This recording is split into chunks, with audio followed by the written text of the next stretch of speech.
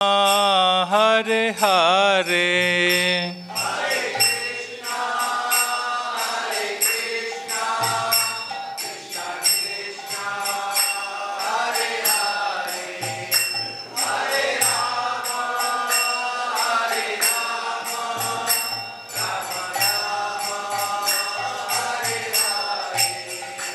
हरे कृष्णा कृष्णा कृष्णा हरे हरे हरे राम राम राम हरे हरे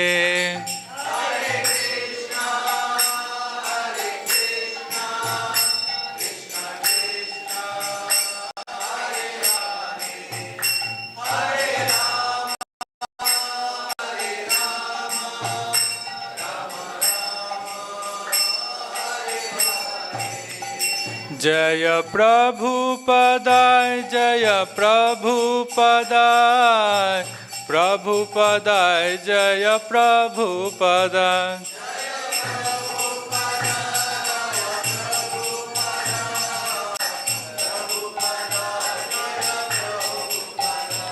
जगत गुरु श्रील प्रभुपाद की, कृष्ण बलराम की, गौर निताय की, राधा श्याम सुंदर की। ओम नमो भगवते वासुदेवाय। ओम नमो भगवते वासुदेवाय। ओम नमो भगवते वासुदेवाय। तो आज का श्लोक है श्रीमद् भागवतम स्कंद 8 अध्याय 21 और श्लोक क्रमांक है 4। धातु कमंडलु जलम तदुरु क्रमस्य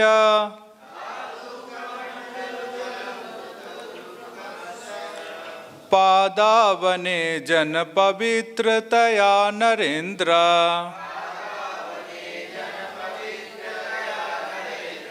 स्वधर्ण्य भून नभसि सपतति निर्माष्टि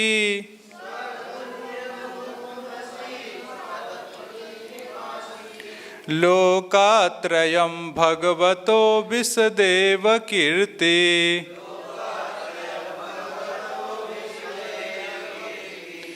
धातु कमंडलु जलम तदुरु क्रमस्य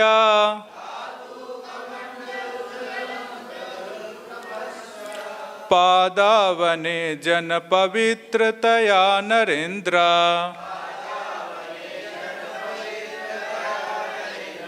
स्वरधुन्य भून नभसि सपतति निर्माष्टि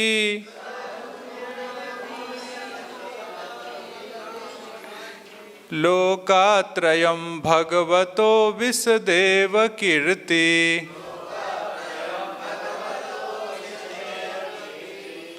धातु कमंडलु जलम तदुरु क्रमस्य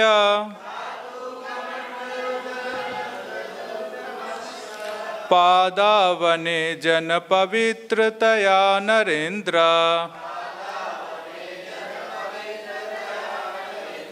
स्वरधुन्य भून नभसि सपतति निर्माष्टि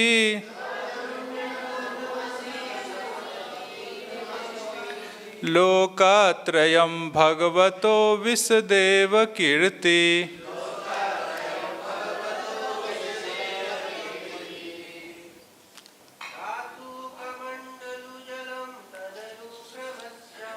धातु कमंडलु जलम तदुरु क्रमस्य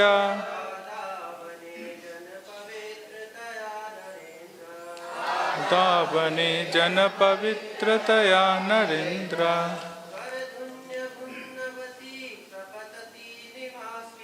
सर्वज्ञ भुवन नभसि सपतति निर्माष्टि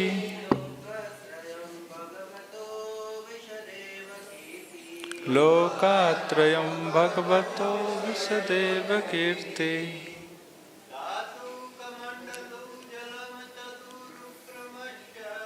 धातु कमंडलु जलम तदुरु क्रमस्य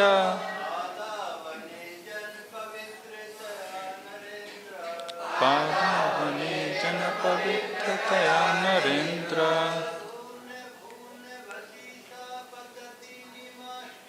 स्वर्धून्यभूननपसि सपतति नमाष्टि।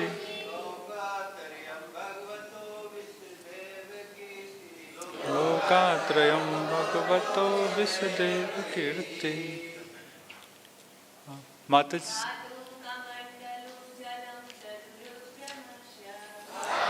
कमंडल क्रमस्य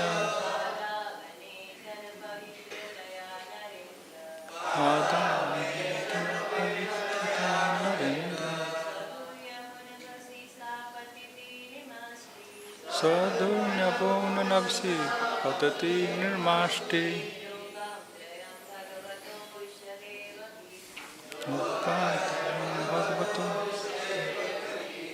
शब्दार्थ धातु ब्रह्मा जी का, कमंडलु जलम कमंडल का जल, तत् वही उरुक्रमस्य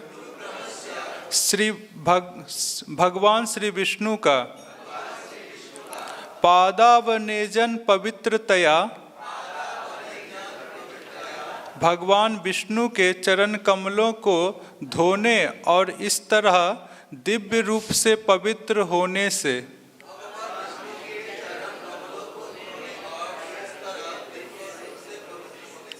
नर इंद्र, हे राजा, स्वरधुनि दिव्य लोक की स्वरधुनि नामक नदी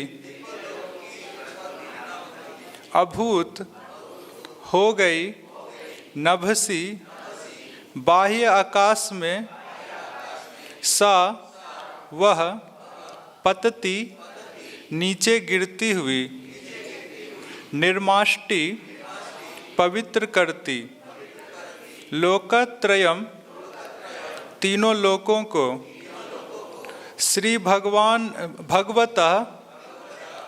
भगवान के विसदा इतनी पवित्र, इव मानो कीर्ति ही, यश या यशस्वी कार्यकलाप।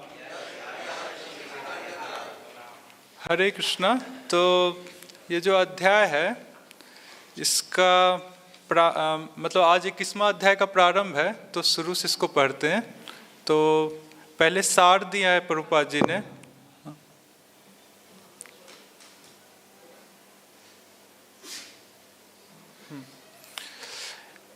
मैं पढ़ता जाता हूँ। इस अध्याय में बताया गया है कि भगवान श्री विष्णु ने किस प्रकार बलि महाराज के यश का प्रचार करने की इच्छा से तीसरे पग के लिए अपना वचन ना निभा पाने के कारण बलि महाराज को बंदी बना लिया।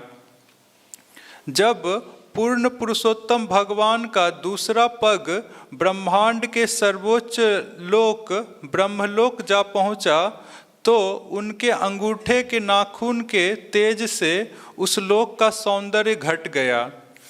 तब ब्रह्मा जी ने मरीचि इत्यादि ऋषियों तथा उच्च लोकों के प्रधान देवों समेत श्री भगवान की विनम्र स्तुति और पूजा की।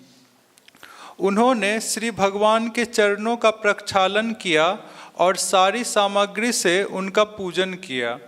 ऋक्षराज जामवान ने श्री भगवान की महिमा को गुंजाने के लिए अपना बिगुल बजाया।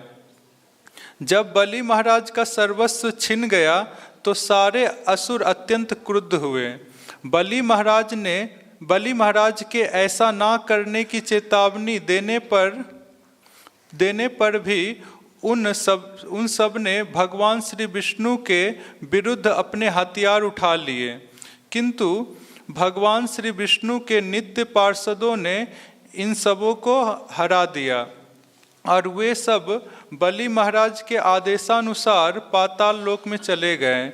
भगवान श्री विष्णु के वाहन गरुड़ ने उनका मंतव्य समझकर तुरंत ही बलि महाराज को वरुण के पास से बंदी बना लिया।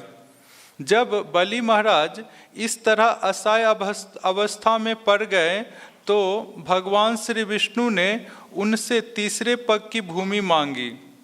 जब बलि महाराज अपना वचन पूरा ना कर पाए तो भगवान विष्णु ने उनके संकल्प तथा दृढ़ व्रत को देखते हुए उन्हें सूतल लोक में स्थान प्रदान किया, जो स्वर्ग लोक से बढ़कर है। और अनुवाद भी पढ़ लेंगे। श्लोक 1 का अनुवाद।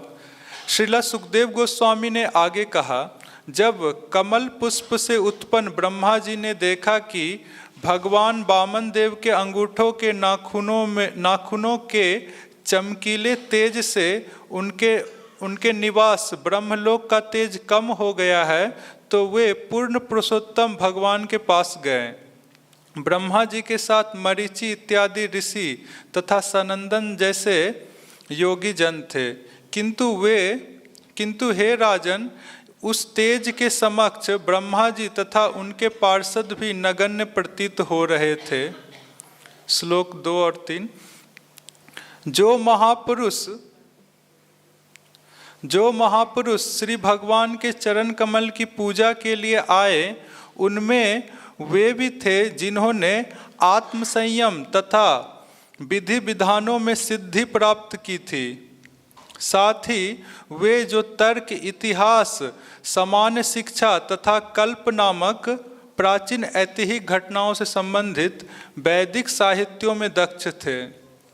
अन्य लोग ब्रह्म संहिता जैसे वैदिक उपविषयों, वेदों के अन्य ज्ञान, साम, यजुर, ऋग और तथा अथर्व तथा वेदांग, आयुर्वेद, धनुर्वेद इत्यादि में पटु थे।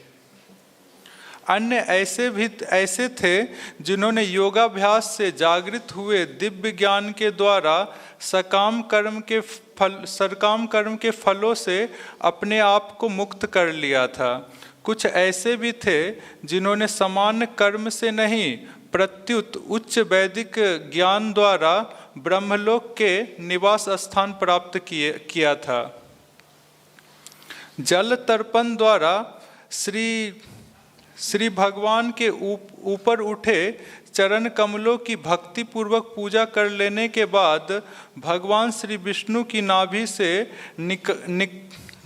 से निकले कमल से उत्पन्न ब्रह्मा जी ने श्री भगवान की स्तुति की। और अब जो आज का श्लोक है, श्लोक नंबर 4। हे राजन, ब्रह्मा जी के कमंडल से निकला हुआ जल अद्भुत कार्यों को करने वाला उरुक्रम भगवान वामन देव के चरण कमलों को धोने लगा। इस प्रकार यह जल इतना शुद्ध हो गया कि यह गंगा जल में परिणत होकर आकाश के नीचे बहता हुआ तीनों लोकों को शुद्ध करने लगा, मानो पूर्ण पुरुषोत्तम भगवान का विमल यश हो। तात्पर्य प्रभुपाद जी के द्वारा यहाँ हमें पता चलता है कि जब ब्रह्मा जी के कमंडल के जल से भगवान वामन देव के चरण कमल धुले तो गंगा जी बहने लगी। किंतु 5वें स्कंद में कहा गया है कि जब वामन देव का बायां पांव ब्रह्मांड के आवरण में घुस गया तो उससे होकर कारण सागर का दिव्य जल निकलने लगा। अन्यत्र यह भी बताया गया है कि भगवान नारायण गंगा जल के रूप में प्रकट हुए। अतएव गंगा का जल 3 दिव्य जलों का मेल है और इस तरह गंगा तीनों लोकों को शुद्ध करने में समर्थ है। यह विवरण श्रीला विश्वनाथ चक्रवर्ती ठाकुर द्वारा दिया गया है। जगत गुरु श्रीला प्रभुपाद की। ओम अज्ञानतिरंदस्य ज्ञानांजनशलाकया चक्षुरुन्मीलितं येन तस्मै श्री गुरुवे नमः। नमो ओम विष्णुपादाय कृष्णपृष्ठाय भूतले श्रीमते भक्तिवेदांता स्वामिनिति नामिने। नमस्ते सरस्वती देवी गौरवाणी प्रचारिणे निर्विशेष शून्यवादी पाश्चात्यदेशतारिणे। हे कृष्णा करुणा सिंधु दीनबंधु जगतपते गोपीशा गोपिका कांता राधा कांता नमस्तुते। तप्त कांचन गौरांगी श्री राधे वृंदावनेश्वरी वृषभानुसुते देवी प्रणमामि हरिप्रिय। मूकं करोति वाचालं पंगुं लंघयते गिरिं यत्कृपातमहं वन्दे श्रीगुरुदीनतारिणं। वाञ्छाकल्पतरुभ्यश्च कृपा सिन्धुभ्येव च पतितानां पावनेभ्यो वैष्णवेभ्यो नमो नमः। हरे कृष्णा। तो हम लोग वामन महाराज का प्रसंग पढ़ रहे हैं। तो आप लोग तो कई दिनों से कथा सुन रहे होंगे, कई महीनों से वामन देव का प्रसंग ये आ रहा है। तो बस थोड़ा सा पीछे का रिवाइज करता हूँ, फिर ये जो आज का श्लोक है उसमें आ जाता हूँ। तो जैसा कि आप लोग जानते हैं, वामन देव प्रकट हुए और फिर उसके बाद फिर उन्होंने बलि महाराज के यज्ञ जो कर रहे थे उस स्थान पे गए और जाके क्या किया, 3 पग भूमि मांगे। जब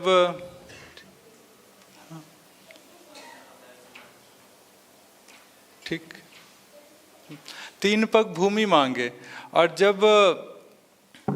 जब बलि महाराज 3 पग भूमि देने के लिए राजी हो गए तो भगवान ने क्या किया, अपना शरीर को विस्तार कर लिया और एकदम आसान है, एक ही डेग में उन्होंने पृथ्वी को नाप लिया। जब उन्होंने दूसरा डेग उठाया, दूसरा पग, तो जो ऊपर के लोक हैं, स्वर्ग और स्वर्ग के जो ऊपर के लोक हैं उसको नाप लिया। तो वही प्रसंग अभी चल रहा है। जब भगवान का दूसरा पैर जब भगवान उठाएं, बायां पैर लिखा हुआ है, तो भगवान का पैर कहाँ पहुँच गया, ब्रह्मलोक में पहुँच गया। तो ब्रह्मलोक में पहुँचा तो उसी से संबंधित ये 5 श्लोक हैं। तो जब भगवान का चरण कमल ब्रह्मलोक में पहुंच गया तो भगवान के चरण कमल में जो नख चंद्र था तो उसमें बहुत प्रकाश था। तो भगवान के चरण कमल के प्रकाश इतना ज़्यादा था कि जो ब्रह्मलोक का प्रकाश था उसके सामने छिन्न हो गया। कैसे, आप लोग जानते होंगे, रात्रि को दीपक बहुत प्रकाश करता है, वही जब सुबह होता है तो सूर्य के प्रकाश के सामने दीपक का प्रकाश एकदम छिन्न हो जाता है। तो ऐसे ही भगवान के चरण कमल के जो नख कमल है उसके प्रकाश के सामने ब्रह्मलोक का प्रकाश एकदम छिन्न हो गया। जब ब्रह्मा जी ने ऐसे देखा कि भगवान का चरण कमल है तो फिर ब्रह्मा जी के साथ जो हैं, जो ब्रह्मलोक में रहते हैं, सनत कुमार आदि और मरीचि और भी कई जो ऋषि लोग हैं वो आए। तो आके क्या किए, भगवान के जो चरण कमल थी उसकी पूजा अर्चना की और स्तुति किए। फिर सुखदेव गोस्वामी ये भी लिखते हैं कि कैसे अन्य लोग जो ब्रह्मलोक पहुँचे थे वो किस प्रकार पहुँचे। तो डायरेक्ट है, यत् स्मरणानुभावता। तो जो अन्य जन थे ब्रह्मा जी के अलावा, तो वो भगवान के चरण कमल का स्मरण करते थे, इसीलिए उन लोग को ब्रह्मलोक की प्राप्ति हुई थी। ब्रह्मलोक जो है काफ़ी उच्च लोक है, ये पूरे भौतिक जगत का सर्वोच्च लोक जैसा है। तो क्या, हाँ ठीक है।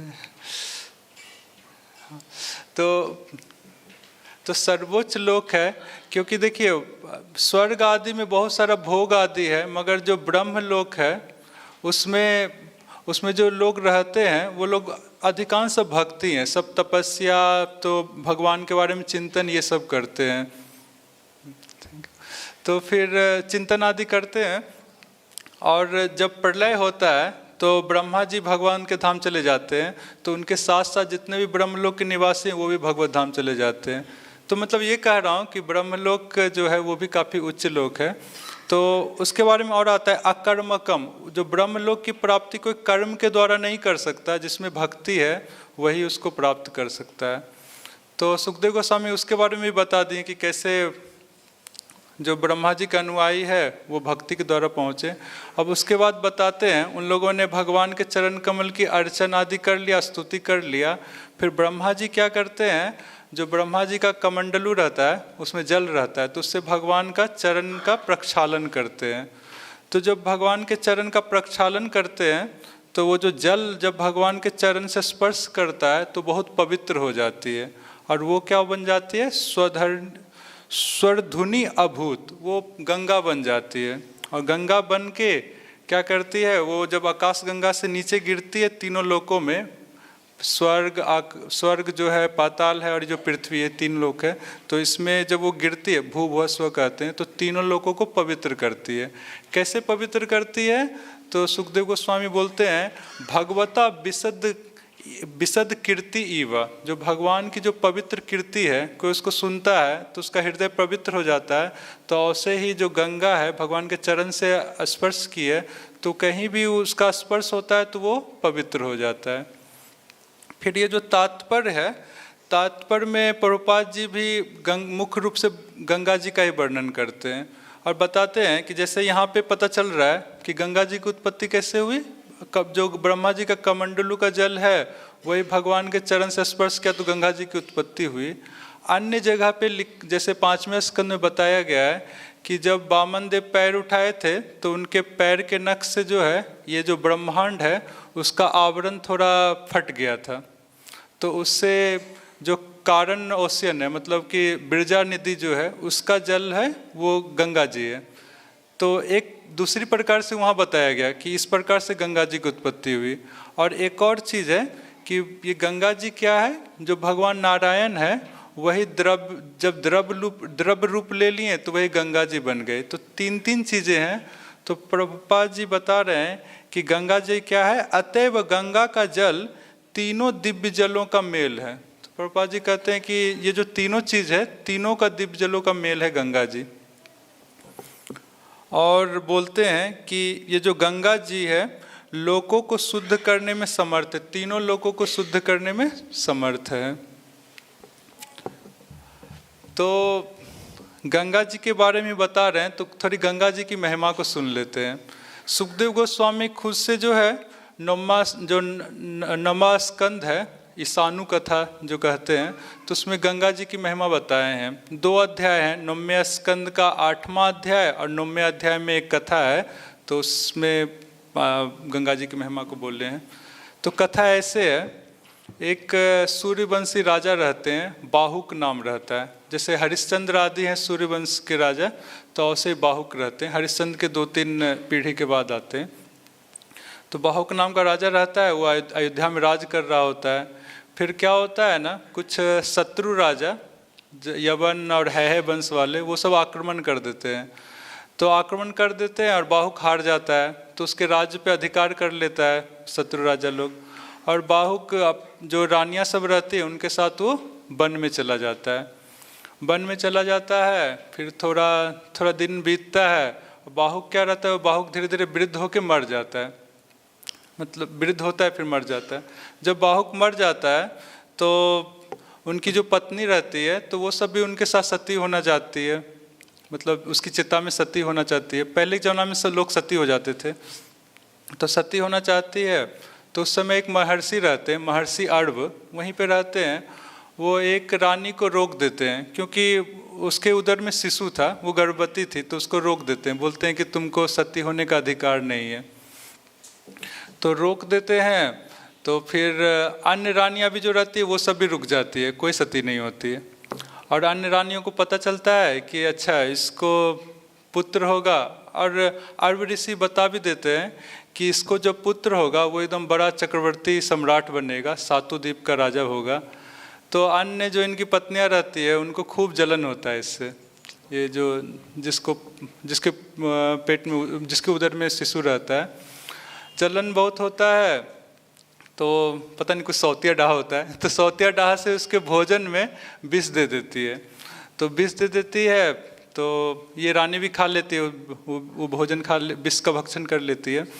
मगर ये जो रानी रहती है ये बहुत तेजस्विनी रहती है, बहुत सारा आराधना और बहुत भक्त रहती है। तो विष के प्रभाव से इसका उदर मरता नहीं है, मतलब नष्ट नहीं होता है। मगर अन्य पुराण में बताया गया है कि जो उसका गर्भ है वो स्तंभित हो जाता है। 7 सालों के बाद फिर शिशु की उत्पत्ति होती है। तो जब 7 सालों के बाद जब शिशु उत्पन्न होता है तो वो जो विष दी थी अन्य रानियों ने, तो वो विष के साथ उत्पन्न होता है। और विष को ही संस्कृत में बोलते हैं गर, तो इसीलिए उसका नाम पड़ जाता है सगर, सगर नाम रहता है। फिर अर्व ऋषि उसका उपनयन संस्कार आदि करते हैं, उसको वेद आदि सब, शास्त्र आदि सब पढ़ाते हैं, सबका अध्ययन कराते हैं। जब वो थोड़ा बड़ा होता है तो अपनी माँ से पूछता है कि मेरे पिता कौन, मतलब कौन है और हम लोग ये तपोवन में क्या कर रहे हैं। तो उसकी माँ बता देती है कि शत्रु ने आक्रमण किया था, फिर हम लोग इधर आ गए। तो फिर वो सगर महाराज बाद में बनेगा, तो सगर जो है तो वो प्रतिज्ञा करता है कि हाँ ये मैं शत्रुओं को पराजित करके फिर से राज ले लूँगा। और तेजस्वी रहता ही है तो शत्रुओं को हरा देता है। जो वशिष्ठ ऋषि हैं उसकी सहायता से वो सब शत्रुओं को हरा देता है, फिर से अयोध्या को प्राप्त कर जाता है, अयोध्या के राज को प्राप्त कर लेता है। तो अयोध्या में वो राज करने लगता है, धीरे धीरे पूरे सातों द्वीप का राजा बन जाता है। उसका भी विवाह होता है, उसकी 2 पत्नियां रहती है, केसनी और सुमति। केसनी से उसको असमंजस नाम का पुत्र उत्पन्न होता है और सुमति से उसको 60,000 पुत्र उत्पन्न होते हैं। फिर बाद में अर्व ऋषि ये जो है सगर महाराज को उपदेश देते हैं यज्ञ करने का। तो भगवान की उपासना के रूप में यज्ञ करने के लिए बोलते हैं। तो सगर महाराज अश्वमेघ यज्ञ करते हैं। अश्वमेघ यज्ञ करते हैं, आप लोग जानते होंगे अश्वमेघ यज्ञ में क्या किया जाता है, घोड़े को छोड़ दिया जाता है। तो फिर से पुराना स्टोरी, घोड़े को छोड़ दिए, फिर भगवान इंद्र उस घोड़े को चुरा लिए। चुरा के क्या किए, कपिल मुनि के आश्रम में बांध के अपना चले गए वो। और फिर ये यज्ञ तो रुक गया क्योंकि घोड़ा ही चोरी हो गया। तो सगर महाराज जो उसके जो पुत्र थे 60,000 पुत्र, उस सबको घोड़ा ढूंढने के लिए लगा देते हैं, मतलब आदेश देते हैं कि घोड़ा को खोजो। तो सब खोजने लगता है, उसके सारे पुत्र पूरा पृथ्वी में ढूंढता है, फिर नहीं मिलता है। पूरा आकाश में भी खोजता है, नहीं मिलता है। फिर वे लोग पृथ्वी को खोदना चालू करते हैं, बहुत पराक्रमी सब रहता है, खोदना चालू करते हैं। तो उसी से सागर की उत्पत्ति होती है। और फिर खोदते खोदते वो कपिल मुनि के आश्रम में पहुंच जाता है। कपिल मुनि के आश्रम में पहुंच जाता है। कपिल मुनि वहाँ पे समाधि में रहते हैं। तो देखता है ये सभी जो 60,000 राजकुमार है कि अरे ये समाधि में और घोड़ा वहाँ पे बंधा हुआ है। तो खूब दुर्वचन बोलने लगता है कि चोर कहेगा, घोड़ा चुरा लिया, मतलब ये जो यज्ञ है उसमें विघ्न डाल दिया। और शस्त्र उठा के से बोलता है और इसको मारो, एकदम मारने के लिए उद्यत होता है कपिल मुनि को। तो चूंकि कपिल मुनि का अपराध किया है, कर रहा था ऐसे, तो जैसे ही कपिल मुनि नेत्र खोलते हैं तो उनकी दृष्टि से ये सब जल के भस्म हो जाते हैं। 60,000 के 60,000 भी जल के भस्म हो जाते हैं। वहाँ पे सुखदेव गोस्वामी बताते हैं कि कपिल मुनि को क्रोध नहीं आया था, ये लोग अपने ये जो अपराध किए उसके कारण ये भस्म हुए थे। तो ये लोग भस्म हो गए। उधर सगर महाराज के यहाँ ये पुत्र भी लौटे नहीं। तो इधर क्या हो रहा था, सगर महाराज का जो दूसरा पुत्र था असमंजस, उसका भी एक पुत्र था अंशुमान। और ये जो असमंजस था वो थोड़ा विचित्र कार्य करने लगा। वो पिछले जन्म का योगी था और वही कुसंग के कारण योग से भ्रष्ट हो गया था, फिर से जन्म लेना पड़ा उसको। तो उसको पिछले जन्म की बातें याद आ रही थी। तो फिर से सभी लोगों के साथ आसक्त ना हो जाए इसीलिए पागलों जैसा व्यवहार करता था। नगर में भी जो लोग रहते थे छोटे छोटे बच्चों को सरायू में फेंक देता था, मतलब। तो जो सगर महाराज थे वो बड़ा चिंतित हुए, मतलब बहुत सारा लोग शिकायत किए होंगे, तो बड़ा चिंतित हुए। फिर इसको ये जो असमंजस जो रहता है उसको राज्य से बाहर कर देता है वो सगर महाराज। तो जब जैसे वो राज्य से बाहर जाता है तो फिर जो बच्चे सब मर गए थे तो फिर से वो अपने योग बल से उसको जीवित कर देता है असमंजस से, और फिर वो अपना बाहर ही चला जाता है। सभी को बहुत आश्चर्य होता है। तो इसके बाद क्या होता है ना, ये सगर महाराज जो असमंजस का पुत्र था अंशुमान, उसको फिर घोड़ा को खोजने के लिए फिर उसको बोलता है, आदेश देता है, आदेश ने आज्ञा देता है। तो जो अंशुमान है वो फिर घोड़ा को खोजने लगता है। तो खोजते हुए फिर वो कपिल मुनि का आश्रम में पहुंचता है। तो इस कपिल मुनि से बहुत नम्रतापूर्वक उसको प्रणाम करता है, बहुत स्तुति करता है, उसका प्रदक्षिणा करता है। कपिल मुनि भी प्रसन्न हो जाते हैं, भक्त रहता है तो प्रसन्न हो जाते हैं। उसको बोलते हैं देखो यहाँ पे घोड़ा बंधा हुआ है, इसको ले जाओ और अपना यज्ञ पूरा कर लो। और ये जो भस्म है ये तुम्हारे पितरों का भस्म है, इसकी सद्गति तब होगी जब गंगा का जल का स्पर्श होगा। तो जो अंशुमान रहता है वही घोड़ा लेके चला जाता है सगर महाराज के यहाँ। तो सगर महाराज का यज्ञ कंप्लीट पूर्ण हो जाता है, घोड़ा आ गया। और सगर महाराज भी अंशुमान को राज्य दे के अपना वन में चले जाते हैं, भजन करते हैं, मुक्त हो जाते हैं, मतलब वैकुंठ को प्राप्त करते हैं। फिर अंशुमान क्या करता है, वो भी बहुत तपस्या करता है ताकि गंगा जी प्रसन्न हो। उस समय मर्त लोक पे गंगा जी नहीं थी, तो तपस्या करता है मगर वो सफल नहीं होता है। फिर अंशुमान का जो पुत्र रहता है राजा दिलीप, वो भी गंगा जी को प्रसन्न करने के लिए बहुत तपस्या करता है मगर वो भी सफल नहीं होता। फिर दिलीप जो राजा थे उसका पुत्र रहता है भागीरथ। तो भागीरथ जी जब तपस्या करते हैं तो वो सफल हो जाते हैं। गंगा माता उनके सामने प्रकट होती है। जब प्रकट होती है, हाँ, तो फिर चूहा आ गया कोई, तो प्रकट होती है तो फिर गंगा जी बोलती है कि देखो दो समस्या है, मतलब ये भागीरथी जी बोलते हैं कि आप मर्त लोक में आइए, अपना अभिप्राय तुरंत बोल देते हैं। तो बोलती नहीं, दो समस्या है। एक तो जब मैं आकाश गंगा से जब पृथ्वी में आऊँगी तो मेरा वेग इतना ज़्यादा रहेगा, इतना अधिक रहेगा कि पृथ्वी मुझको धारण नहीं कर पाएगी। मैं पृथ्वी को फोड़ते हुए रसातल में चली जाऊँगी, और इसलिए कोई जो है ना मेरे वेग को धारण करने वाला होना चाहिए। और दूसरा बोलती है समस्या क्या है कि जब मैं भारतवर्ष में बहूँगी तो बहुत सारे पापी लोग मुझ में स्नान करेंगे, तो मैं उन पापों को कहाँ धोऊंगी।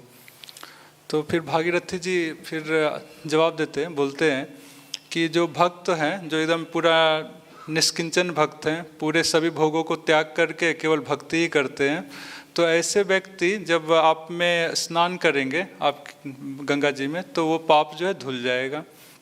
रहा बात आपका वेग को कौन धारण कर सकता है, तो भगवान शिव आपके वेग को धारण कर सकते हैं।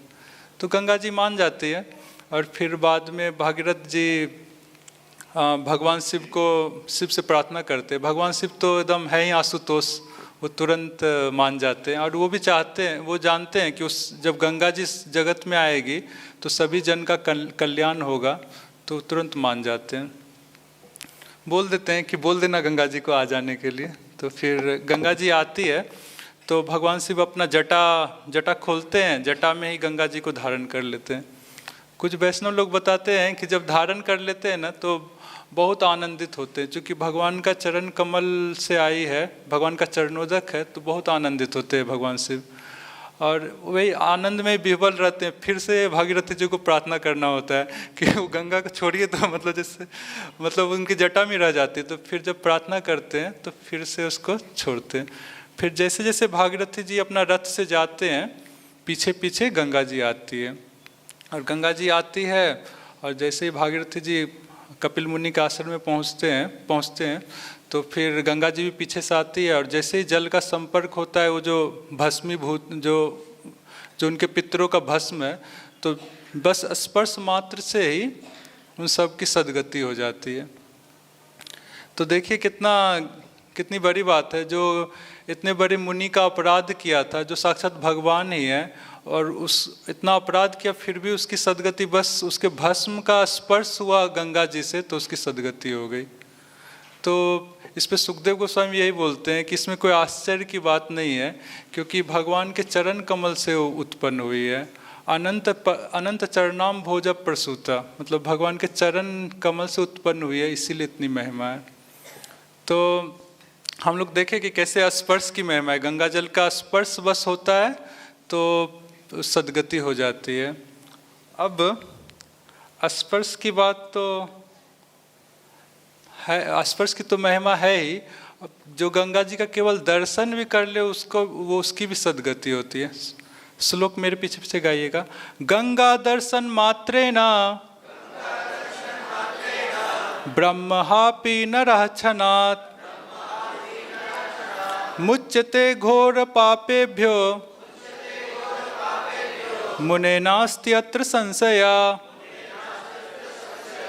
कहते हैं कि गंगा दर्शन मात्रे ना, जो गंगा जी का केवल दर्शन मात्र कर लिया है, और वो कैसा है, ब्रह्मापि, ब्रह्मा मतलब ब्राह्मण को मारने वाला। किसी भी जीव को मारते हैं तो बहुत पाप उसका लगता है, और जब ब्राह्मण को कोई हत्या किया तो बहुत बड़ा पाप है। तो ऐसा नर जो ब्राह्मण को मारा है, वो भी क्या होता है, वो भी मुच्यते, वो भी मुक्त हो जाता है एकदम। घोर भी जो घोर से घोर जो पाप है उससे भी मुक्त हो जाता है अगर जहाँ गंगा जी का दर्शन कर ले। और बोलते हैं मुनि ना अस्ति अत्र संशय, इसमें कोई संशय नहीं है। बस जो श्रद्धापूर्वक बस गंगा जी का दर्शन कर लेगा तो उसके सारे पाप नष्ट हो जाते हैं। और ये तो आप देखें दर्शन की महिमा। अब दर्शन की तो बात दूर है, कोई बस गंगा गंगा बोले तो उसकी भी सद्गति हो जाती है। गंगा गंगेति यो ब्रूयात् योजना नाम सतैरपि मुच्यते सर्व पापेभ्यो विष्णु लोकम स गच्छति। तो दर्शन की तो महिमा है ही, मगर कोई बहुत दूर है, सपोज जापान में है या चीन में है तो, या और भी बहुत दूर है, गंगा जी तो इधर हरिद्वार में है, तो अगर केवल गंगा गंगा केवल बोलेगा और योजना नाम सतह अपी एकदम 100 योजन दूर भी है और कई योजन दूर भी है, तब भी क्या होगा, मुच्यते सर्व पापे भी हो, जितने भी पाप है उससे मुक्त हो जाएगा। कायिक मानसिक वाचिक जितने भी प्रकार के बड़े लघु गुरु जितने भी पाप है सबसे मुक्त हो जाएगा। और क्या होगा, विष्णु लोकम स गच्छति, और उसको वैकुंठ में मिल जाएगा, विष्णु लोक को प्राप्त कर जाएगा। हरि हरि हरि। तो देख रहे हैं ना गंगा जी की इतनी इतनी महिमा है। और एक श्लोक है, कहते हैं महाभारत का है, सर्वशास्त्रमयी गीता सर्वदेवमयो हरि सर्वतीर्थमयी गंगा सर्ववेदमयो मनु। कहते हैं कि सर्वशास्त्रमयी गीता, कोई गीता पढ़ ले तो सभी शास्त्र पढ़ने का लाभ उसको हो जाता है। सभी शास्त्रों का जो सार है वो गीता में है, भगवत गीता में। और सर्वदेवमयो हरि, जो भगवान हरि को प्रसन्न कर लेता है तो सभी देवता उस पर प्रसन्न हो जाते हैं। और भगवान हरि के अंग में सारी देवता भी हैं। और सर्ववेदमयो मनु, जो मनु स्मृति है उसमें सभी जो वेदों में जो यम नियम आदि सब दिए हैं सब उसमें बताया गया है। और फिर कहते हैं सर्व तीर्थमयी गंगा, ये जो गंगा है सर्व तीर्थमयी है, जितने भी तीर्थ हैं पुष्कर प्रयाग काशी सबका फल मिल जाता है जो गंगा का सेवन करता है। तो देख रहे हैं ना गंगा की बहुत महिमा है ना। और जैसे गंगा जी की महिमा है वैसे यमुना जी की भी बहुत महिमा है। यमुना जी गंगा जी की अनुजा है, छोटी बहन कहलाती है। गंगा जी यहाँ पे वृंदावन में मानसी गंगा के रूप में आके भगवान की जो लीलाएं हैं उसमें सहायता करती है। और यमुना जी भी भगवान की जो लीलाएं हैं उसमें बहुत सहायता करती है। और हम लोग के तो पास में है एकदम यमुना जी। तो गंगा जी की महिमा हम लोग सुन लिए, तो यमुना जी की भी महिमा थोड़ी सुनते हैं, क्योंकि जब महिमा सुनते हैं तो वस्तु के प्रति आदर और श्रद्धा बढ़ती है और वो बहुत ज़रूरी है। नहीं तो पास में रहने पे क्या होता है, अति परिचय अवज्ञा, थोड़ा जितना आदर करना चाहिए उतना नहीं करते, ठीक है कल जाएंगे परसों जाएंगे, तो ऐसा होने लगता है। तो इसीलिए थोड़ा यमुना जी की महिमा को हम लोग देखते हैं। आप लोग तो जानते होंगे महाप्रभु भी यमुना जी की महिमा को गाए हैं। फिर हम लोग के जो आचार्य हैं रूप गोस्वामी पाद, वो भी एक स्तोत्र लिखे यमुनाष्टकम, उसमें यमुना जी की महिमा को गाए हैं, तो उसको हम लोग देखते हैं। मैं इसको पढ़ता हूँ, आप लोग पढ़ने का प्रयास कीजिएगा। भ्रातुरंत कस्य पत्नी भी पत्तिहारिणी प्रेक्षयाति पापिनोपि पाप सिंधु तारिणी निर्माधुरीभिरप्य शेष चित्त बंधिनी मां पुनातु सर्वदारविंद बंधु नंदनी। तो रूप गोस्वामी पाद बोल रहे हैं कि माम पुनातु सर्वदा, हमेशा जो है मुझको पवित्र कीजिए ओ अरविंद बंधु नंदिनी। अरविंद मतलब होता है कमल, और बंधु मतलब तो जानते होंगे मित्र, तो कमल के मित्र हैं भगवान सूर्य हैं। तो भगवान सूर्य की नंदिनी मतलब भगवान सूर्य की जो पुत्री है, कन्या है, तो उसको बोल रहे हैं क्या, मतलब हे यमुना महारानी आप मुझको पवित्र कीजिए।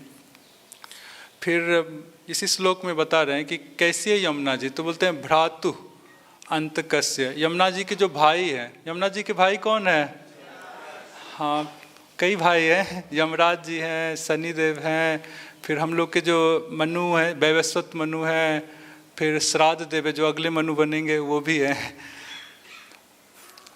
तो उन वही बाद में लिख दिया अंतकस्य, अंतकस्य मतलब यमराज जी, जो अंतकस्य पत्नी, जो यमराज जी का जो लोक है यमलोक, उसमें जिसका पतन होने वाला है, मतलब नरक में जो गिरने वाला है, तो जो यमुना महारानी का आश्रय लेता है, पूजा उस आश्रय लेता है, तो उसकी क्या होती है, उसकी अभिपत्ति हारिणी, वो जो गिरने वाला है नरक लोक में, तो उसका गिरने को रोक लेगी, हारिणी, वो नहीं गिरेगा नरक में।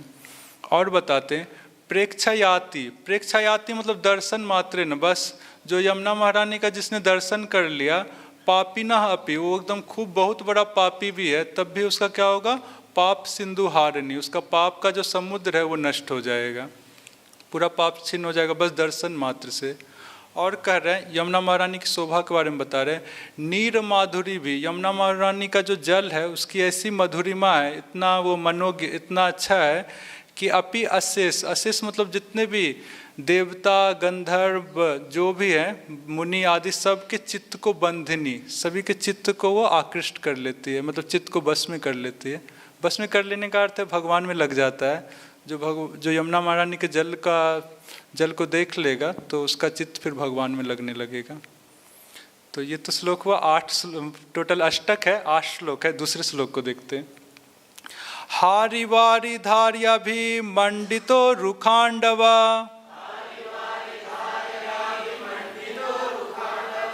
पुंडरीक मंडलोद्य दंडजाली तांडवा, स्नान काम पामरोग्र पाप संपदंधिनी, मां पुनातु सर्वदा अरविंद बंधु नंदिनी। और बता रहे नीचे से देखते हैं कि फिर से वही बात है कि मुझको रूप गोस्वामी कह रहे हैं मुझे पवित्र करो ओ यमुना महारानी। और कहते हैं स्नान काम, जो स्नान करने का बस इच्छा करता है, स्नान नहीं करता है, ठंडी में इच्छा ही कर रहा है और या तो मगरमच्छ का डर से तो बस स्नान की इच्छा करता है।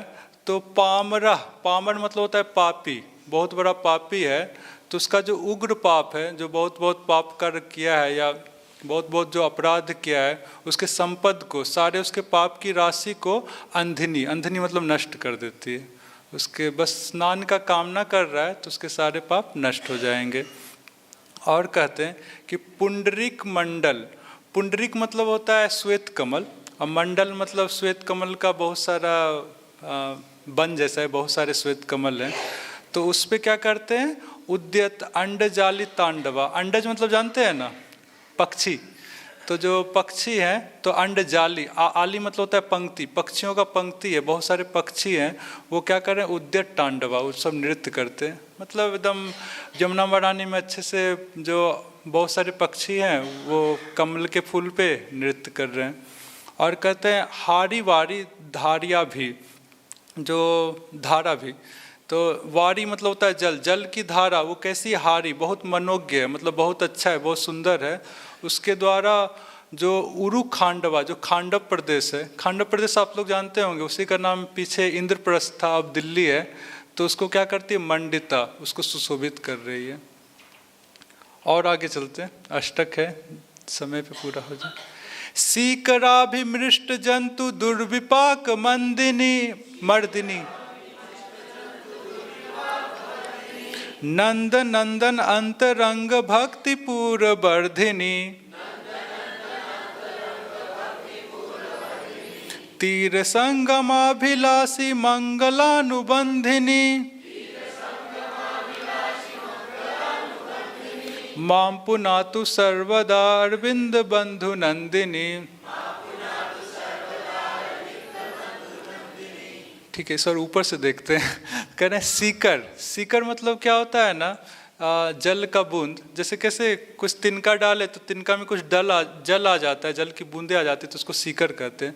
तो जो यमुना महारानी का जल का केवल बूंद है, उससे कोई अभिमृष्ट जंतु, कोई प्राणी का उससे बस संपर्क हो जाए तो उसका क्या होता है, दुर्विपाक मर्दिनी।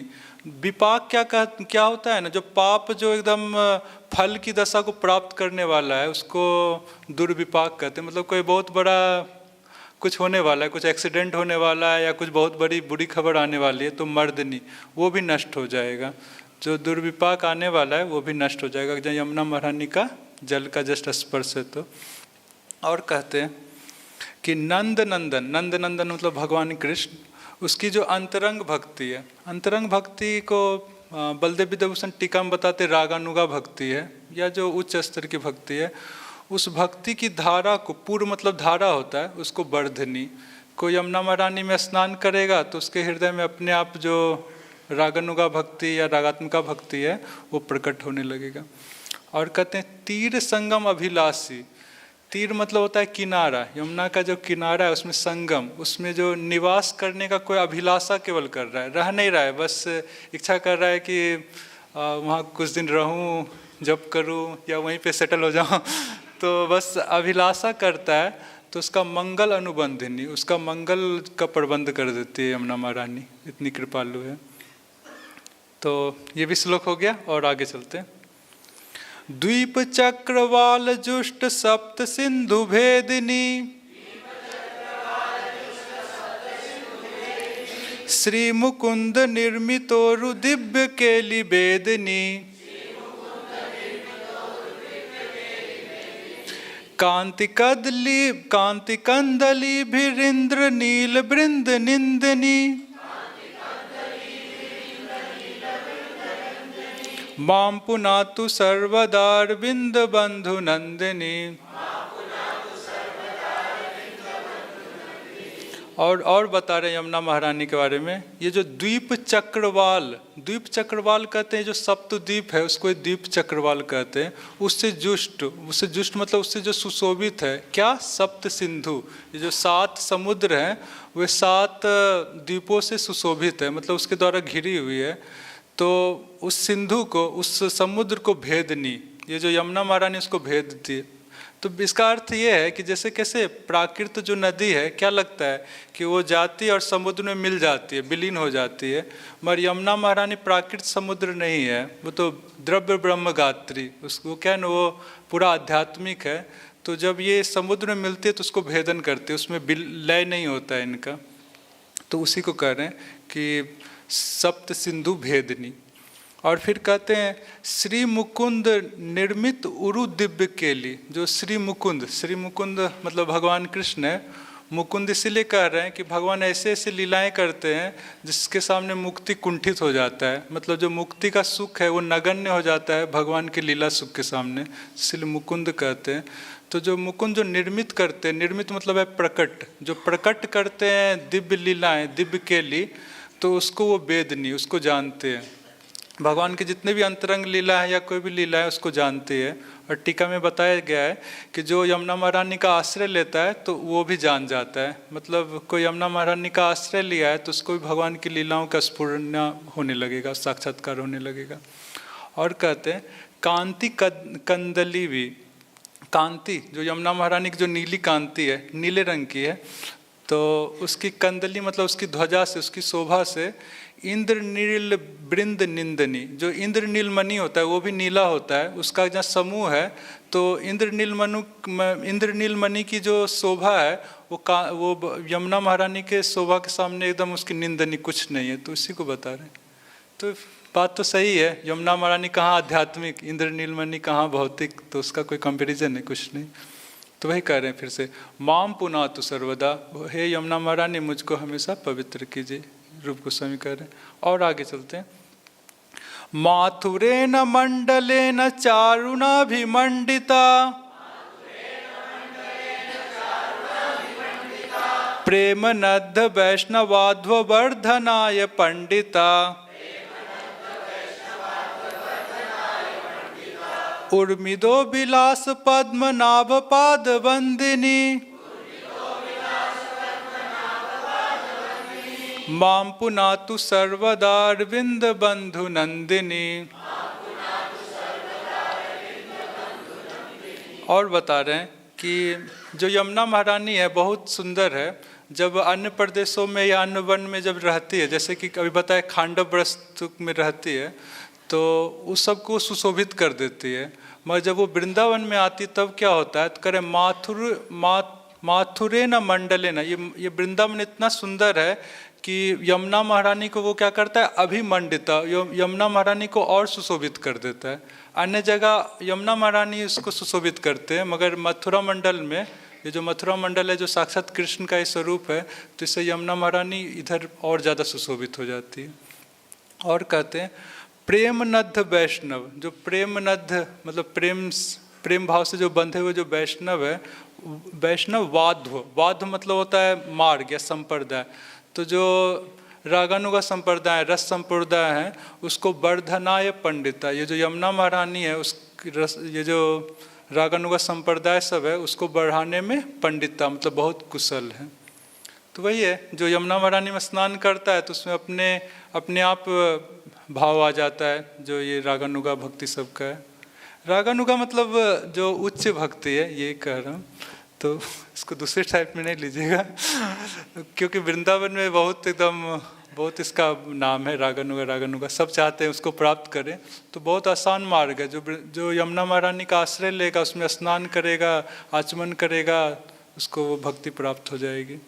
और बता रहे हैं उर्मी दो विलास, उर्मी जो यमुना महारानी की जो तरंग है उसके विलास से, मतलब विलास के द्वारा पद्मनाभ मतलब भगवान कृष्ण की चरण, पाद मतलब भगवान कृष्ण के चरण को क्या करती है वो, आप लोग कथाएं जानते होंगे। जब भगवान वेणु बजाते हैं तो क्या होता है, यमुना महारानी स्थगित हो जाती है और यमुना महारानी का जो जल है भगवान के चरण के तरफ आने लगता है। तो वही कर रहा है उर्मी दो विलास, अपने तरंग के विलास से भगवान के चरण कमल का वंदना करती है। तो और भी बहुत लीलाएं हैं, तो उसमें कमल पुष्प आदि भगवान को उपहार के रूप में देती है। तो इसी को बता रहे हैं। तो ये बता रहे कि माम पुनातु सर्वदा अरविंद बंधु नंदिनी, हे यमुना महारानी जी मुझे पवित्र करे। और आगे चलते हैं। रम्यतीर रंभमान गो कदम्ब भूषिता, दिव्य गंध भाग कदम्ब पुष्पराजि रूषिता, नंद सोनु भक्त संग संगमाभिनंदिनी, माम पुनातु सर्वदा अरविंद बंधु नंदिनी। ठीक है, इस बार नीचे से स्टार्ट करते। तो बता रहे हैं कि नंद नंदन सुनु मतलब नंद सुनु मतलब भगवान कृष्ण के जब भक्त संग, जब भक्तों का ग्रुप जब आता है, जब संगम होता है, मतलब यमुना जी के किनारे में जब भक्तों का समूह जाता है, तब क्या होता है, जो यमुना महारानी है वो अभिनंदिनी, वो बहुत खुश होती है, बहुत प्रसन्न होती है जब भगवान कृष्ण के भक्तों के ग्रुप सब जाते हैं। तो और यमुना जी की शोभा के बारे में आप बता रहे हैं कि रम्य तीर, उनका जो तीर मतलब किनारा है वो कैसा है, रम्य, बहुत रमणीय है। और वहाँ पे वो भूषिता, सुसज्जित है, किससे, रंभमान गो, गायों से सुशोभित है। जो गाय क्या करे, रंभा रही है, माँ माँ कुछ ऐसे बोल रही है बहुत, तो उससे। और कदम्ब, जो कदम का वृक्ष है उससे बहुत सुशोभित है। और बता रहे हैं कि उनके तीर पे क्या है, कदम पुष्पराजी, मतलब कदम के पुष्प की एकदम पूरा पंक्ति है, उसके दिव्य गंध से रूषिता मतलब उससे भी सुशोभित है, युक्त है। मतलब एकदम उनका जो किनारा है वहाँ बहुत सारे कदम के पुष्प हैं। और सब जो यहाँ पे जो वृक्ष सब है वृंदावन में सब आध्यात्मिक है, तो उनका जो गंध है वो भी क्या है, दिव्य गंध। तो दिव्य गंध से वो सुशोभित है। और आगे चलते हैं। फुल्ल पक्ष मल्लिकाक्ष हंस लक्ष कूजिता, भक्ति विद्ध देव सिद्ध किन्नरालि पूजिता, तीर गंध वाह गंध जन्म बंध रंधिनी माम पुनातु सर्वदा अरविंद बंधु नंदिनी। फिर बता रहे हैं कि फिर रूप गोस्वामी कह रहे हैं कि मुझको हमेशा पवित्र कीजिए यमुना महारानी। और कह रहे हैं तीर गंध वाह। तीर मतलब होता है किनारा, किनारा में जो गंध वाह है, गंध का जो वहन करने वाला है। गंध का वहन क्या करता है? ये जो वायु है वही गंध का वहन करता है ना। तो जो यमुना महारानी के किनारे में जो वायु है उसका अगर ना किसी को गंध लग जाए, मतलब उसका किसी का, यमुना महारानी के किनारे जो वायु है उसका किसी को अंश नासिका में प्रवेश कर जाए तो उसका क्या होगा? जन्म बंध रंधिनी। उसका जो जन्म का जो बंध है, ये जो जन्म मृत्यु का जो हम लोग को चक्कर चला हुआ है अनादिकाल से, वो क्या हो जाएगा? रंधिनी, वो जल जाएगा, समाप्त हो जाएगा। मतलब बस किनारे जाइए, आपका जन्म मृत्यु का ये समस्या नष्ट। और बता रहे हैं कि भक्त विद्ध, भक्त जो भक्त हैं ऐसे जो देवता सिद्ध किन्नर ये सब क्या कर रहे हैं? आली पंक्ति लगा के यमुना महारानी की पूजन करते हैं। और कहते हैं कि फुल्ल पक्ष मतलब होता है हृष्टा, बहुत प्रसन्न क्या है? मल्लिकाक्ष मतलब है राजहंस को मल्लिकाक्ष कहते हैं। तो मल्लिकाक्ष और हंस, राजहंस और हंस, ऐसे ऐसे लाखों जो राजहंस और हंस है जो एकदम बहुत प्रसन्न है, उसके द्वारा कूजिता मतलब वहाँ ध्वनि कर रहे हैं यमुना महारानी के पास में। और वही बता रहे हैं ऐसी यमुना महारानी मुझको पवित्र करे, माम पुनातु। और एक अंतिम श्लोक है, फिर उसके बाद फिर फल स्तुति भी है इसके बाद में। चिद विलास बारी पूर भूभुव स्वरापिनी कीर्तितापि दुर्मदो रूपाप मर्मतापिनी बल्लवेंद्र नंदनांग राग भंग गंधिनी माम पुनातु सर्वदा अरविंद बंधु नंदिनी। तो फिर कह रहे हैं कि मुझको पवित्र करे यमुना महारानी। और फिर कह रहे हैं बल्लवेंद्र नंदन, मतलब बल्लवेंद्र नंदन कौन है? भगवान कृष्ण है। तो भगवान कृष्ण के जो अंगराग है, अंगराग मतलब जो चंदन आदि सबका जो लेप लगाते हैं उसको अंगराग कहते हैं। तो उसके द्वारा भंग गंधिनी, जब भगवान स्नान करते हैं या क्रीड़ा करते हैं तो भगवान का अंगराग यमुना जी को प्राप्त होता है। तो और उसी से क्या होता है? गंधिनी। तो यमुना महारानी का जो गंध है वो भगवान के अंगराग जैसा हो जाता है, उसको बता रहे हैं। और बता रहे हैं हम लोगों के लिए भी कि कीर्तितापि, जो यमुना महारानी का नाम का कीर्तन करता है, या हे यमुना जी या कालिंदी जी जो कीर्तन करता है, तो उसका क्या होता है? दुर्मदा उरु पाप, जो उसका एकदम दुर्मद मतलब जिसका निवारण नहीं किया जा सके, ऐसा कोई तीव्र पाप है या तीव्र अपराध है, तो उसको उसके मर्म को तापनी, उसको भी नष्ट कर देती है। बस नाम ले यमुना महारानी का जो पाप है, अपराध है, वो भी नष्ट हो जाएगा। और यमुना महारानी का कैसा स्वरूप है? चिद विलास। वो चिद विलास मतलब आध्यात्मिक स्वरूप है। और वो अपने चिद विलास बारी मतलब अपने, वो उसका ऐसा आध्यात्मिक जल है जो भू भुवस्व आपिनी, ये जो भू भुवस्व तीनों लोक है उसको आपनी मतलब व्याप्त की हुई है। देखिए क्या है ना, यमुना महारानी विशाखा जी है, लक्ष्मी जी है। तो जैसे भगवान इस जगत में पूरे व्याप्त हैं, तो उससे यमुना महारानी भी व्याप्त है, क्योंकि लक्ष्मी तत्व है उससे भी पूरा जगत व्याप्त है।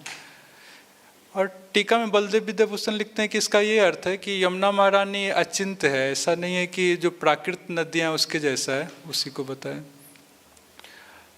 अब फल स्तुति है, क्या कहते हैं, रूप गोस्वामी इसका फल स्तुति बोलते हैं। कहते हैं तुष्ट बुद्धि रष्ट के न निर्मलोर्मि चेष्टिताम त्वाम अनेन भानुपुत्री सर्वदेव वेष्टिताम यस्तुवीति वर्धयस्व सर्व पाप मोचने भक्तिपूर्णमस्य देवी पुंडरीक लोचने। रूप गोस्वामी पाद बोल रहे हैं, देवी, हे भानुपुत्री, हे निर्मल उर्मी चेष्टिता, मतलब अपने तरंगों के द्वारा जो चेष्टा करने वाली हो यमुना महारानी, और कैसी हो, सर्वदेव वेष्टितम, सभी देवताओं के द्वारा जो आवृत हो, मतलब पूजित हो। आप क्या करो ना कि तो वो कह रहे हैं यमुना महारानी को कि ऐसा व्यक्ति जो तुष्ट बुद्धि मतलब शांत मन से अच्छे से श्लोक को समझ कर, तोम अनेन अष्टकेन, इस अष्टक के द्वारा यह स्तुति, जो आपकी ऐसे स्तुति करेगा, तो उसका क्या करो, पुंडरिक लोचने, जो पुंडरिक लोचन मतलब पुंडरिक मतलब कमल होता है, लोचन मतलब नेत्र होता है, जो कमल नेत्र मतलब भगवान कृष्ण है, उसमें उसकी भक्तिपूर मतलब भक्ति का जो वेग है उसको वर्धयस्व, उसको बढ़ाओ। मतलब रूप गोस्वामी प्रार्थना कर रहे हैं कि जो इस स्तुति के द्वारा यमुना महारानी का स्तुति करेगा तो उसके भक्ति को, वेग को आप बढ़ा दो, यमुना महारानी को कर रहे हैं। तो ऐसे ये यमुनाष्टकम तो पूरा हो गया। एक दो और श्लोक है, कुछ और भी आचार्य हैं जो कि यमुना जी के ग्लोरिफिकेशन में कुछ श्लोक लिखे हैं, उसको भी देख लेते थोड़ा सा ही। समस्त वेद मस्तक रगम्य वैभवम सदा, महामुनिन्द्र नारदादि भी सदैव भाविताम,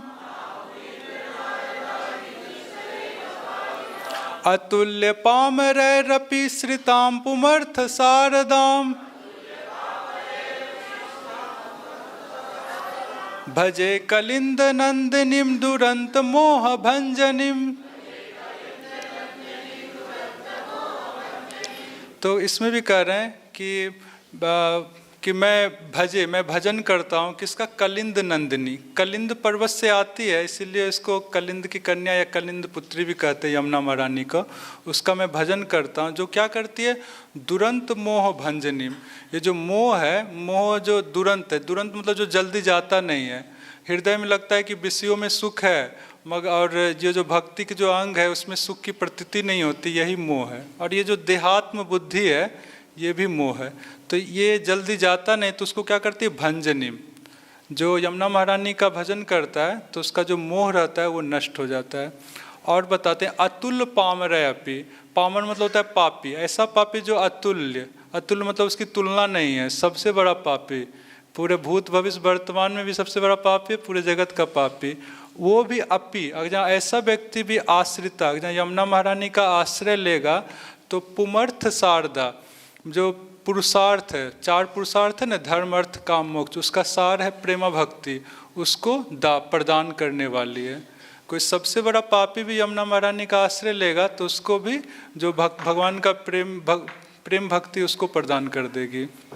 और कहते हैं कि समस्त वेद मस्तक है, सभी वेदों का मस्तक है उपनिषद, तो उपनिषदों के द्वारा भी अगम्य वैभवम, जो यमुना महारानी का जो वैभव है, मतलब उसकी जो महिमा है वो अगम्य है, वो भी नहीं जानता कितनी यमुना महारानी की का महिमा है।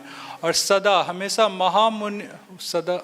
महामुनिंद्र, जो महामुनिंद्र है नारद आदि, नारद सुखदेव गोस्वामी आदि सब सदैव भाविता, वो हमेशा यमुना महारानी का ध्यान करते हैं। एक और अंतिम है, ब्रजेंद्र सूनु राधिका हृदय प्रपूर्यमानयो, महारसाब्धि पूरयो रिवाति तीव्र वेगता, बहि समुच्छलन नव प्रवाह रूप निमहम, भजे कलिंद नंदनिम दुरंत मोह भंजनिम। यहाँ पे भी कह रहे हैं कि मैं उस कलिंद नंदिनी का भजन करता हूँ जो एकदम दुरंत मोह, जो दुष्कर मोह है उसको नष्ट करने वाली है। और यहाँ यमुना जी के स्वरूप को और बता रहे हैं कि ब्रजेंद्र सूनु, वो जो ब्रजेंद्र सूनु है मतलब भगवान कृष्ण और राधिका, उनके हृदय में क्या है, महारसाब्धि, दोनों के हृदय में प्रेम का महारस है। और वो कैसा है, प्रपूर्यमान्यो, वो प्रपूर्यमान्यो मतलब एकदम पूरा पूर्ण है। और जानते प्रेम और वृद्धि को प्राप्त करता है। तो पूर्ण है दोनों रसाब्धि, दोनों के हृदय में प्रेम का रस। और वही क्या हो रहा है, बही सम्मुख छलम, तो वो जो प्रेम का जो समुद्र है वो बाहर निकल रहा है। तो जो निकलने से जो अति तीव्र वेग था, बहुत तीव्र वेग से जो निकल रहा है, वही क्या हो गया, नव प्रवाह, नया प्रवाह का रूप ले लिया है। और उसी का क्या है, स्वरूपिणी। तो यमुना महारानी क्या है, उसी की वही नया प्रवाह स्वरूपिणी, मतलब यमुना महारानी का स्वरूप वही है। तो कहने का अर्थ ये है कि भगवान और राधा रानी के हृदय में जो प्रेम रस है, उसी का मिलित प्रवाह रूप है ये यमुना महारानी। और आज जो है, आज एक आचार्य का आविर्भाव करता हूँ, हाँ, आविर्भाव दिन भी है लोचन दास ठाकुर का। उसके बारे में बस जल्दी से मैं 5 मिनट में बता देता हूँ। लोचन दास ठाकुर का जन्म 1527 ईस्वी में हुआ था, उधर ही बंगाल में, बर्धमान जिले में। वो बचपन से ही, उनको जब वो छोटे ही थे तब से ही भगवान जो महाप्रभु है, महाप्रभु के प्रति भक्ति थी उनके हृदय में। और माता पिता के एकमात्र संतान थे। और बहुत कम उम्र में ही उनकी जो है ना, उनका विवाह हो गया था। पहले के ज़माना में ऐसे ही होता था, विवाह हो जाता था मगर स्त्री घर में नहीं आती थी, वो जब बड़ी होती थी तब आती थी। तो विवाह हो गया था और इनके हृदय में महाप्रभु के प्रति प्रेम रहता था। और फिर धीरे धीरे ये बड़े होने लगे, जो गौड़ पार्षद लोग हैं उनके साथ मिलते रहते थे, उन्हीं के साथ भगवान के कथा कीर्तन में हमेशा रहते थे। तो कथा कीर्तन में रहते थे, भक्ति इनकी और बढ़ते गई, पूरा विरक्त जैसा ही थे एकदम। तो विरक्त थे। और इनके जो गुरु थे वो थे नरहरि सरकार थे इनके गुरु। और जब बड़े हो गए और विरक्त भी हो गए, मतलब विरक्त भी थे और भक्त थे, तो जब उधर जो इनकी जो पत्नी थी, स्त्री थी, वो भी जब बड़ी हो गई तो उनके माता पिता को बहुत चिंता होने लगी इनकी अवस्था को देख के, लोचन दास ठाकुर की अवस्था को देख के, इतना विरक्त है। तो जाके उसके जो गुरु थे नरहरि सरकार, उसके निवेदन करते हैं इसके बारे में कि इसका तो मतलब विवाह तो पहले हो गया, ऐसे विरक्त जैसा रहता है। तो नरहरि सरकार उसको आदेश दिए लोचन दास ठाकुर को कि जो स्त्री का जो ससुराल है वहाँ चले जाने। तो ये तो कभी गए नहीं थे, बहुत दिनों के बाद जाते हैं वो गांव। और स्त्री को भी ये देखे नहीं थे बहुत दिनों से, मतलब बहुत सालों से, तो उसको भी पहचानते नहीं। तो उसके गांव में जाते हैं तो वहाँ पे वो एक स्त्री रहती है, तो उसको माताजी कह के, हम लोग भी माताजी कहते हैं, तो माताजी कह के पूछते हैं कि ये घर किधर है, जो एड्रेस, तो बता देती है उधर है। तो जब वो घर जाते हैं तब तो उसको पता चलता है जिसको माताजी कहे थे तो वही उनकी पत्नी है। तो फिर क्या हुआ, इसके बाद जो माताजी कहे थे और इसी भावना से माताजी कहे थे, तो जीवन भर जो है उसको अपनी माँ ही समझते हैं, माँ के भावना में रहते हैं और अपना भजन वगैरह में रहते हैं। तो वही गृहस्थ होते हुए भी ये एकदम विरक्त जैसे ही रहते हैं और भजन में रहते हैं। बाद में इनके जो गुरु हैं नरहरि सरकार, इन्हीं की आज्ञा से ये चैतन्य मंगल आदि सब ग्रंथ का प्रकाश करते हैं। और भी जो कई वैष्णव गीत हैं, आप लोग जानते होंगे, आक्रोध, परमानंदा, नित्यानंद राय, ये सब ग्रंथ, ये सब जो गीत हैं वैष्णव गीत, सबको लिखते हैं। ठीक है, समय तो आज ज़्यादा ले लिया। शिल प्रभुपाद की हरे कृष्ण।